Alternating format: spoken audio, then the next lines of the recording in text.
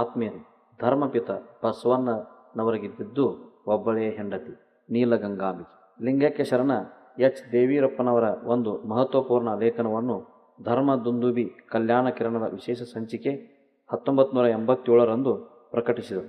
ಈ ಲೇಖನ ಓದಿದ ಮೇಲೆ ನಮ್ಮ ಅಂತರಂಗವು ಮನ್ನಿಸುತ್ತಿದ್ದ ಆಲೋಚನೆಗೆ ಪುಷ್ಟಿ ಸಿಕ್ಕಿತು. ಧರ್ಮಪಿತ ಬಸವಣ್ಣನವರಿಗೆ ಇದ್ದದ್ದು ಒಬ್ಬಳೇ ಪತ್ನಿ ಎಂಬ ಆಲೋಚನೆ ದೃಢಗೊಂಡಿತು. ಧರ್ಮಪಿತ ಬಸವಣ್ಣನವರು ನಂಬಿದ ಹೆಂಡತಿಗೆ ಗಂಡನೊಬ್ಬ ಕಾಣಿರೋ ಎನ್ನುತ್ತಾರೆ. ಸ್ತ್ರೀಗೆ ಏಕಪತಿ ನಿಷ್ಠೆಯನ್ನು ಬೋಧಿಸುವ ಅವರು ಪುರುಷನಿಗೆ ಏಕಪತ್ನಿ ವ್ರತವನ್ನು ಬೋಧಿಸಿ ಇರುವರೇ. ಅವರು ನುಡಿದಂತೆ ನಡೆದವರು, ನಡೆದುದನ್ನೇ ನುಡಿದವರು. ವಿಶ್ವಗುರು ಬಸವಣ್ಣನವರ ಜೀವನದ ವಿವರಗಳು ನಮಗೆ ಕಾವ್ಯ ಪುರಾಣಗಳ ಮೂಲಕ ಲಭ್ಯವಾಗುತ್ತವೆ. ವಚನ ಸಾಹಿತ್ಯವು ವಿಫುಲವಾಗಿ ಲಭ್ಯವಿದ್ದರೂ ಅದರಲ್ಲಿ ವೈಯಕ್ತಿಕ ಜೀವನದ ವಿವರಗಳು ಸಿಗುವುದಿಲ್ಲ. ಎಲ್ಲೋ ಅಲ್ಲಲ್ಲೇ ಕೊಂಚ ಪ್ರಾಪ್ತವಾಗುತ್ತವೆ. ಕಾಲಜ್ಞಾನ ವಚನಗಳನ್ನು ವಿಶೇಷವಾಗಿ ಗಮನಿಸಿದಾಗ ಅವು ಕೆಲವೊಂದು ಮಾಹಿತಿಗೆ ಆಕರವಾಗುತ್ತವೆ ಎಂಬುದು ಸಂತೋಷ ತರುವ ಸಂಗತಿಯಾಗುವುದು. ಹೀಗಾಗಿ ಜೀವನ ಚರಿತ್ರೆ ಹಣಿಯಲು ಕಾವ್ಯ ಪುರಾಣಗಳನ್ನು ಅವಲಂಬಿಸಿರುವುದು ತೀರಾ ಅನಿವಾರ್ಯವಾಗುತ್ತದೆ. ಧರ್ಮಪಿತ ಬಸವಣ್ಣನವರನ್ನು ಕುರಿತು ಲಭ್ಯವಿರುವ ಕೆಲವು ಕಾವ್ಯ ಪುರಾಣಗಳೆಂದರೆ ಪಾಲ್ಕುರ್ಕಿ ಸೋಮನಾಥ ಬಸವ ಪುರಾಣ, ಹರಿಹರನ ಬಸವರಾಜ ದೇವರಗಳೆ, ಭೀಮಕವಿಯ ಬಸವ ಪುರಾಣ, ಲಕ್ಕನ್ನ ದಂಡೀಶನ ಶಿವತತ್ವ ಚಿಂತಾಮಣಿ, ಶಿಂಗಿರಾಜನ ಅಮಲ ಬಸವ ಚಾರಿತ್ರ್ಯ. ಹಂಪಿಯಲ್ಲಿದ್ದ ಹರಿಹರನು ಕರ್ನಾಟಕ ಪ್ರಾಂತವನಾಗಿದ್ದರೂ ಆಂಧ್ರದ ಪಾಲ್ಕುರ್ಕಿ ಸೋಮನಾಥನಿಗೆ ಧರ್ಮಪಿತ ಬಸವಣ್ಣವರನ್ನು ಕುರಿತು ಹೆಚ್ಚಿನ ವಿವರಗಳು ಲಭ್ಯವಾಗಿವೆ. ಧರ್ಮ ಪ್ರಚಾರಕ ಜಂಗಮರು ಶ್ರೀಶೈಲಕ್ಕೆ ಹೆಚ್ಚು ಆಗಮಿಸಿ ಪ್ರಚಾರ ಕಾರ್ಯ ನಿರತರಾಗುತ್ತಿದ್ದರಿಂದ ಅವರ ಬಾಯಿಂದ ವಿವರಗಳನ್ನು ಸಂಗ್ರಹಿಸಿ ಸೋಮನಾಥನು ಬಸವ ಪುರಾಣವನ್ನು ರಚಿಸಿದ್ದಾನೆ. ಮತ್ತು ಆ ಕಾಲದಲ್ಲಿ ಪ್ರಸಿದ್ಧರಾಗಿದ್ದ ಶ್ರೀ ಮಲ್ಲಿಕಾರ್ಜುನ ಪಂಡಿತಾರಾಧ್ಯರು ಬಸವಣ್ಣನವರ ಬಗ್ಗೆ ಅಪಾರ ಗೌರವವನ್ನು ತಳೆದುದರಿಂದಲೂ ಅವರ ಧರ್ಮಕೃತ ಬಸವಣ್ಣವರ ದರ್ಶನಕ್ಕೆ ಕಲ್ಯಾಣಕ್ಕೆ ಹೊರಟು ದಾರಿಯಲ್ಲಿ ವನಿಪುರ ಎಂಬಲ್ಲಿ ವಾಸ್ತವ ಮಾಡಿರುವಾಗ ಶ್ರೀ ಬಸವಣ್ಣವರ ಲಿಂಗೈಕ್ಯರಾಗಿ 8 ದಿನಗಳಾದವು ಎಂಬ ವಾರ್ತೆ ತಿಳಿದಾಗ ತುಂಬ ದುಃಖಿತರಾಗಿ ಸ್ತುತಿಪೂರ್ವಕವಾಗಿ ಶೋಕಗೀತೆಯನ್ನು ರಚಿಸಿದ್ದರಿಂದಲೂ ಪ್ರಭಾವಿತನಾಗಿ ಪಾಲ್ಕುರ್ಕಿ ಸೋಮನಾಥನು ಬಸವ ಪುರಾಣವನ್ನು ಭಕ್ತಿಪೂರ್ವಕವಾಗಿ ರಚಿಸಿದ್ದಾನೆ. ಹಂಪೆಯ ಹರಿಹರ ಬಸವರಾಜ ದೇವರಗಳೆ ಬಸವ ಪುರಾಣದ ನಂತರ ರಚಿಸಲ್ಪಟ್ಟ ಕೃತಿ. ಇದ ಪುರಾಣ ಕೃತಿ ಎನಿಸಿಕೊಳ್ಳದೆ ಕಾವ್ಯ ಎನಿಸಿಕೊಳ್ಳುವುದಲ್ಲದೆ ಕಥಾನಾಯಕ ಬಸವಣ್ಣವರ ಸುತ್ತಲೇ ಹಣಿಯಲ್ಪಟ್ಟಿದೆ. ಅದೇ ಪಾಲ್ಕುರ್ಕಿ ಸೋಮನಾಥ ಮತ್ತು ಭೀಮಕವಿಗಳು ಬರೆದ ತೆಲುಗು ಬಸವ ಪುರಾಣ ಮತ್ತು ಕನ್ನಡ ಬಸವ ಪುರಾಣಗಳಲ್ಲಿ ಶಿವಭಕ್ತರ ಕಥೆಗಳು, ಪುರಾತನರ ಕಥೆಗಳು ಮುಂತಾದೆಲ್ಲ ಹಣಿಯಲ್ಪಟ್ಟಿವೆ. ಲಿಂಗಾಯತ ಧರ್ಮ ದತ್ತ ತತ್ವ ಸಿದ್ಧಾಂತ ನಂಬಿಕೆಗಳಿಗೆ ಆಚರಣೆಗಳಿಗೆ ಹೊರತಾದ ಕಥೆಗಳು ಸೇರಿಕೊಂಡು ಬಿಟ್ಟಿವೆ. ಆದಿಗುರು ಬಸವಣ್ಣವರನ್ನು ಹಿಡಿದು ಅನುಭವ ಮಂಟಪದ ಶರಣರೆಲ್ಲರಿಗೂ ಪುರಾಣ ಶೈಲಿ ಸಮ್ಮತವಾಗಿರಲಿಲ್ಲ. ಪುರಾಣ ಎಂಬುದು ಪುಂಡರಗೋಷ್ಠಿ ಎಂದು ಅಲ್ಲಮ ಪ್ರಭುದೇವರು ನುಡಿದರು. ಪುರಾಣ ಕಾವ್ಯ ಶೈಲಿಗಳನ್ನು ಬಸವ ಪರಂಪರೆಯು ಶರಣರು ಇಷ್ಟಪಡದೆ ಇರಲು 2 ಕಾರಣಗಳನ್ನು ಊಹಿಸಬಹುದು. ಕವಿ ಅಥವಾ ಪುರಾಣ ಕರ್ತೃ ತನ್ನ ಪ್ರತಿಭೆ ಪಾಂಡಿತ್ಯಗಳ ಪ್ರದರ್ಶನ ಮೋಹಕ್ಕಾಗಿ ಈಡಾಗಿ ಸಾಹಿತ್ಯ ವೈಭವಕ್ಕೆ ಮಹತ್ವ ಕೊಟ್ಟು ಸತ್ಯಕ್ಕೆ ವಸ್ತುನಿಷ್ಠತೆಗೆ ಬದ್ಧನಾಗಿರುವುದು, ಸಮಾಜ ಪರಿವರ್ತನೆಗೆ ವೈಚಾರಿಕತೆಗೆ ಗಮನ ಕೊಟ್ಟು ನೇರವಾಗಿ ವಿಷಯಗಳನ್ನು ಪ್ರಸ್ತಾಪ ಮಾಡಲು ಮನಗೊಡದೆ ಅನವಶ್ಯಕ ವರ್ಣನೆಗಳ ಜಾಲದಲ್ಲಿ ಸಿಲುಕುವುದು, ಭಕ್ತಿ ಪರವಶತೆಯಲ್ಲಿ ವೈಚಾರಿಕತೆಯನ್ನು ಉಸಿರುಗಟ್ಟು ಕೊಲ್ಲುವುದು. ನಾನು ಕೇವಲ 2 ಉದಾಹರಣೆಗಳನ್ನು ಉಲ್ಲೇಖಿಸಿದ್ದೇನೆ. ಇಂಥವು ಸಾಕಷ್ಟು ಸಿಗುತ್ತವೆ. ಶ್ರೀ ಗುರು ಬಸವಣ್ಣನವರ ಬಗ್ಗೆ ಕಾವ್ಯ ರಚಿಸಿದ ಎಲ್ಲ ಕವಿಗಳು ಹರಿಹರ, ಸೋಮನಾಥ, ಭೀಮಕವಿ ಮುಂತಾದವರು ಶೈವ ಬ್ರಾಹ್ಮಣರೇ ಇದ್ದುದರಿಂದ ಧರ್ಮಗುರು ಬಸವಣ್ಣವರ ಭಕ್ತಿ ಪರವಶತೆ ಅವರಿಗೆ ಸಂತೋಷ ತಂದರೆ ಸುಧಾರಣಾತ್ಮಕ ಸಂಘಟನೆ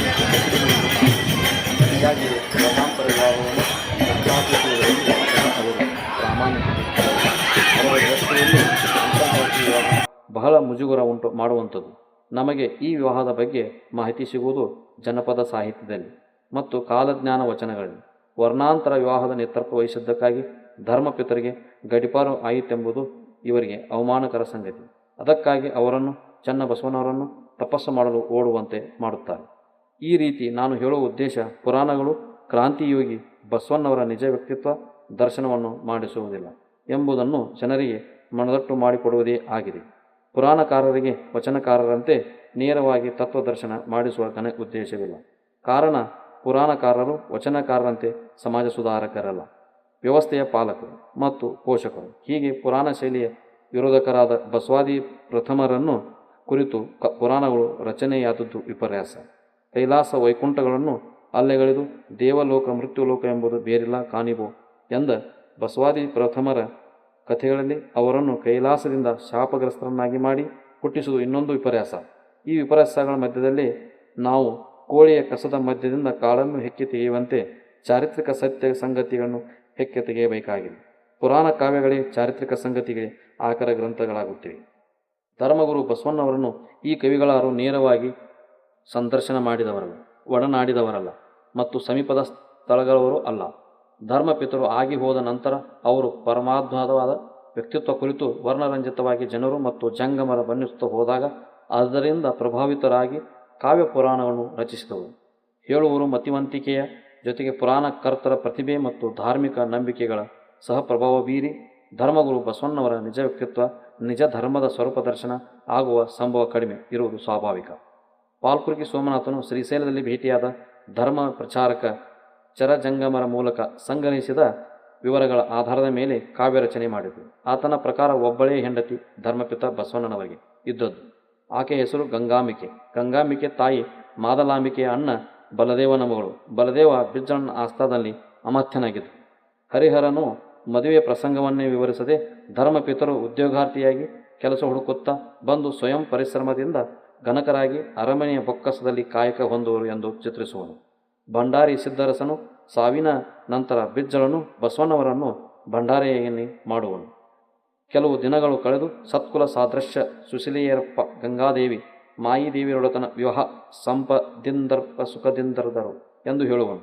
ಆ ಗಂಗಾದೇವಿ ಮಾಯಾದೇವಿಯರು ಯಾರು, ಅವರ ತಾಯಿ ತಂದೆ ಯಾರು, ಮದುವೆ ಯಾವಾಗಾಯಿತು ಎಂಬ ಬಗ್ಗೆ ಏನೆಂದೂ ವಿವರಗಳನ್ನು ಕೊಡುವುದಿಲ್ಲ. ಹರಿಹರನು ಭಾವುಕ ಕವಿ. ಅವನಿಗೆ ನಿರ್ಗಳ ವರ್ಣನೆಯಲ್ಲಿರುವ ಆಸಕ್ತಿಯು ಚಾರಿತ್ರಿಕ ಸಂಗತಿಗಳನ್ನು ಕಲೆ ಹಾಕುವಲ್ಲಿ ಇದ್ದಂತೆ ತೋರದು. ಭೀಮಕವಿಯು ಪಾಲ್ಕುರ್ಕಿ ಸೋಮನಾಥನನ್ನು ಅನುಸರಿಸಿದ್ದು ಗಂಗಾಂಬಿಕೆಯ ಹೆಸರನ್ನು ಮಾತ್ರ ಪ್ರಸ್ತಾಪಿಸುತ್ತಾನೆ.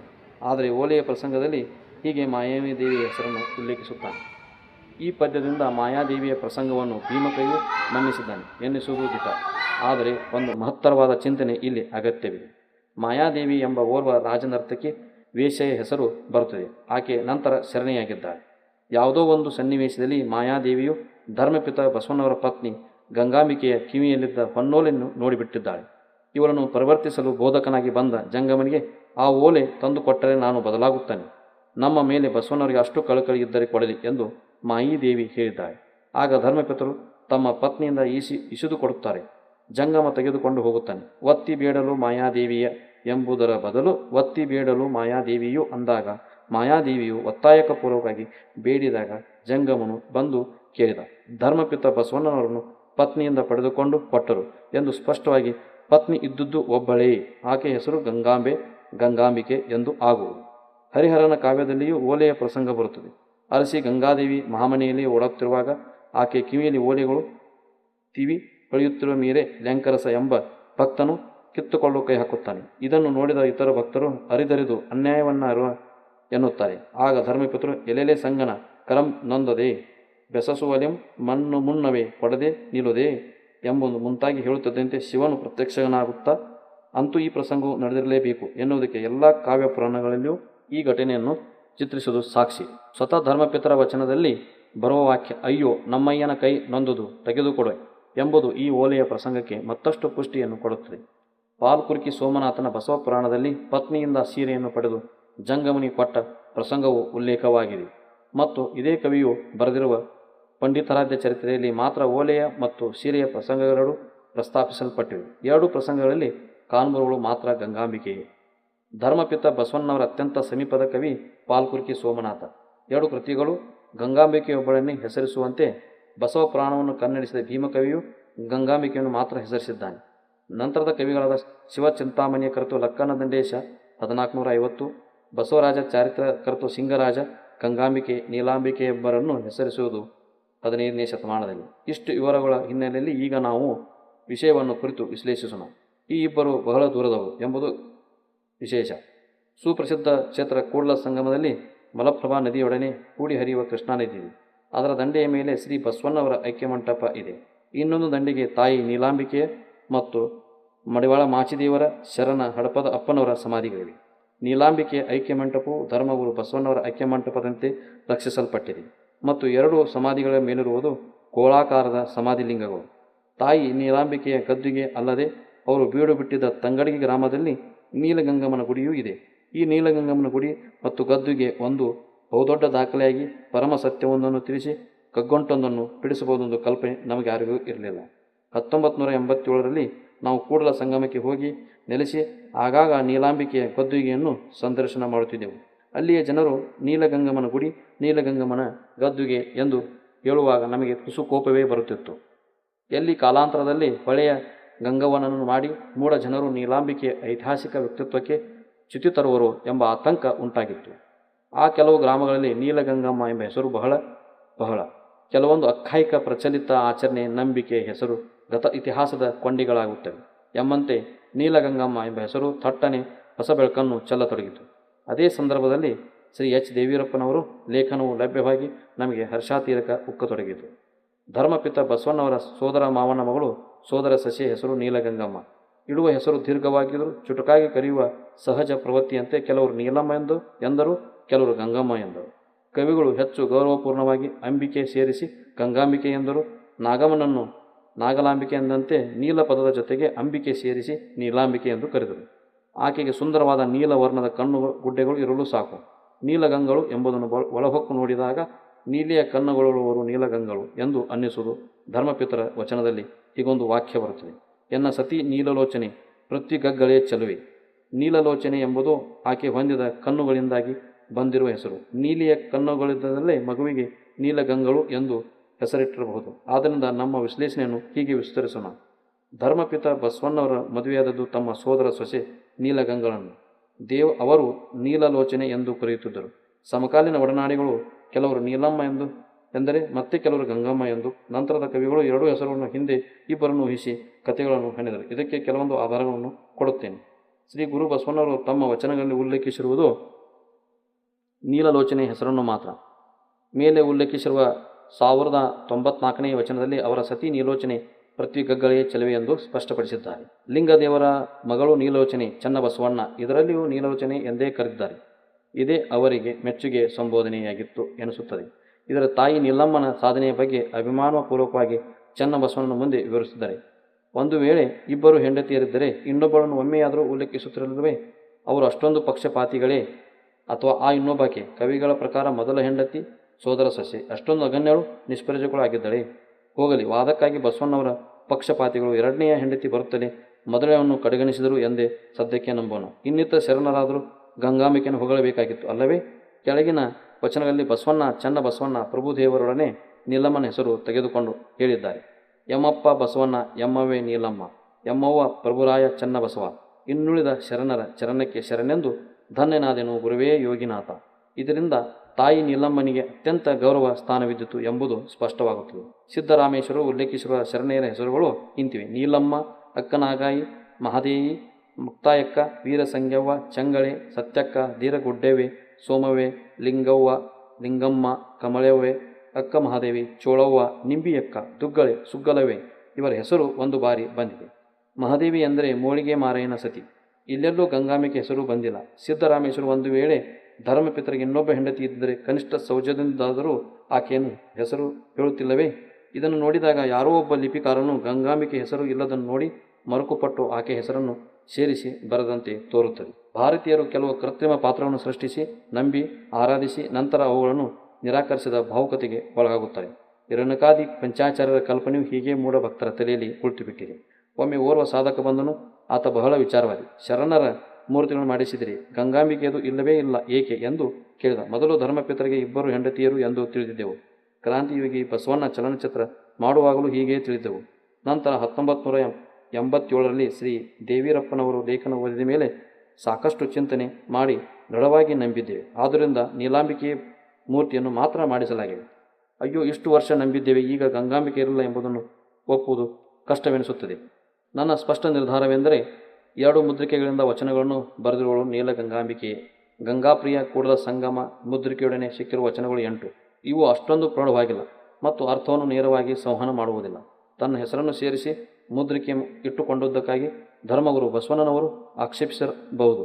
ನಂತರ ನೀಲಗಂಗಾಂಬಿಕೆ ಸಂಗಯ್ಯ ಮುದ್ರಿಕೆಯೊಡನೆ ವಚನವನ್ನು ರಚಿಸಿರುವ ಸಾಧ್ಯತೆ ಇವು ಹೆಚ್ಚು ಪ್ರೌಢವಾಗಿವೆ. ಸಿದ್ದರಾಮೇಶ್ವರರು ಕಪಿಲಸಿದ್ಧ ಚನ್ನ ಮಲ್ಲಿಕಾರ್ಜುನ ಮತ್ತು ಯೋಗಿನಾಥ್ ಎಂಬ 2 ಮುದ್ರಿಕೆ ಹೊಂದಿಲ್ಲವೇ?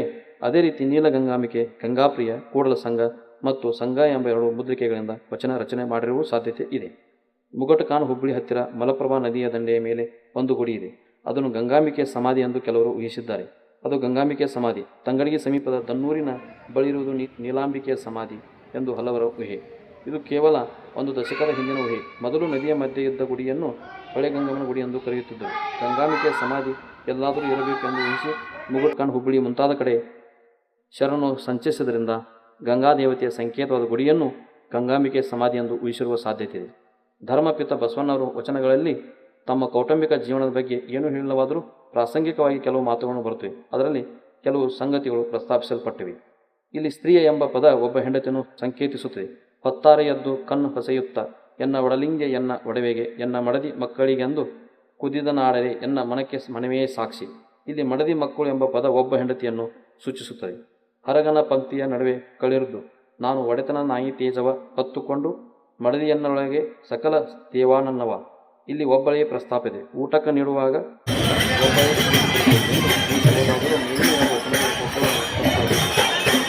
ಧರ್ಮಪಿತ ಬಸವಣ್ಣವರ ನೀಲಾಂಬಿಕೆಯು ನಂತರದ ಶರಣರು ಶಿವಯೋಗಿಗಳೆಂದಲೂ ಹೇಳಲ್ಪಟ್ಟಿದ್ದಾಳೆ. ಆಕೆಯನ್ನು ಕುರಿತು ಅನೇಕ ತ್ರಿವಿಧಿಗಳು ಸ್ತೋತ್ರ ಪದ್ಯಗಳು ರಚನೆಗೊಂಡಿವೆ. ಅತ್ಯಂತ ಮಹತ್ವಪೂರ್ಣವಾದ ಐತಿಹಾಸಿಕ ದಾಖಲೆಯಾಗುವ ಕಾಲಜ್ಞಾನ ವಚನಗಳಲ್ಲಿ ನೀಲೋಚನೆ ಎಂಬವರನ್ನು ವಿವಾಹವಾಗಿ ಬಸವಣ್ಣವರು ಸುಖದಿಂದ ಇರುತ್ತಿದ್ದರು ಎಂದು ಬಹಳಷ್ಟು ಕಡೆ ಬಂದಿದೆ. ಗಂಗಾಂಬಿಕೆ ಹೆಸರು ಪ್ರಸ್ತಾಪವಾಗಿಲ್ಲ. ಆದ್ದರಿಂದ ನೀಲಗಂಗಮ್ಮ ಎಂಬ ಪದವನ್ನು ಒಡೆದು ನೀಲಮ್ಮ ಗಂಗಮ್ಮ ಎಂಬ ಇಬ್ಬರು ವ್ಯಕ್ತಿಗಳನ್ನು ಸೃಷ್ಟಿಸಿದ ಪುರಾಣಕಾರರ ಕಪೋಲ ಕಲ್ಪನೆ ಬದಿಗಿಟ್ಟು ಧರ್ಮಪಿತ ಬಸವಣ್ಣವರಿಗೆ ಇದ್ದದ್ದು ಒಬ್ಬಳೇ ಹೆಂಡತಿ ಎಂದು ದೃಢವಾಗಿ ನಂಬೋಣ, ಪ್ರಚಾರ ಮಾಡೋಣ.